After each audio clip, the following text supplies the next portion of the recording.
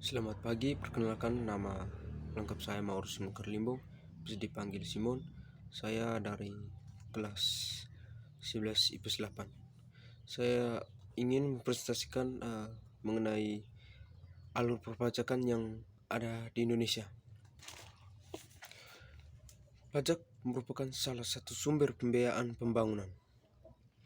Perpajakan sangat berkaitan dengan hak dan kewajiban pajak. Untuk memudahkan dalam memahami kewajiban maupun hak wajib pajak, maka diperlukan pemahaman ketentuan norma diatur dalam Undang-Undang Ketentuan Umum dan Tata Cara Perpajakan atau KUP. Sementara ketentuan material diatur dalam Undang-Undang PPH maupun Undang-Undang PPN atau PPNBM, sehingga secara administratif kewajiban maupun hak wajib pajak antara lain: 1. Mendaftarkan diri sebagai wajib pajak dengan memperoleh nomor pokok wajib pajak atau NPWP. 2. Menghitung besarnya pajak terutang. 3. Memungut atau memotong pajak pihak lain. 4. Melakukan pembayaran atas pajak yang terutang. 5. Melaporkan pajak yang terutang. 6. Menyelenggarakan pembukuan. 7.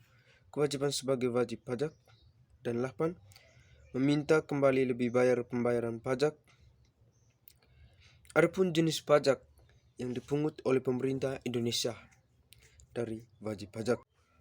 Yang pertama, pajak berdasarkan sistem pemungutan, yakni pajak langsung dan pajak tidak langsung. Kedua, pajak berdasarkan instansi pemungut, yakni pajak negara atau pusat dan pajak daerah atau lokal. Alur perpajakan yang ada di Indonesia yaitu wajib pajak melakukan self-assessment terhadap pajaknya sendiri, baik untuk wajib pajak pribadi maupun badan. Melakukan pendaftaran diri sebagai wajib pajak,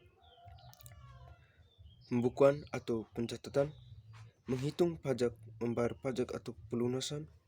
Jika pajak dirasa terlalu berat, dapat melakukan laporan keberatan pajak ke kantor pajak setempat untuk mendapatkan pengurangan pajak, untuk mendapatkan restitusi atau kompensasi atau permohonan lainnya. Laporan dapat ditujukan ke bagian layanan pajak, kemudian wajib pajak diberikan penyuluhan atau pembinaan, penetapan pajak, pengawasan, pemeriksaan pajak, penyidikan, penagihan, banding, gugatan, serta peninjauan kembali. Karena itu, subjek pajak yang sudah memenuhi syarat subjektif dan objektif harus mendaftarkan diri ke KPP untuk mendapatkan nomor pokok wajib pajak atau NPWP. Kemudian, wajib pajak menghitung sendiri besarnya pajak dan membayar pajak tersebut ke bank dengan menggunakan surat setoran pajak atau SSP. Itu saja yang dapat saya jelaskan tentang alur perpajakan yang ada di Indonesia.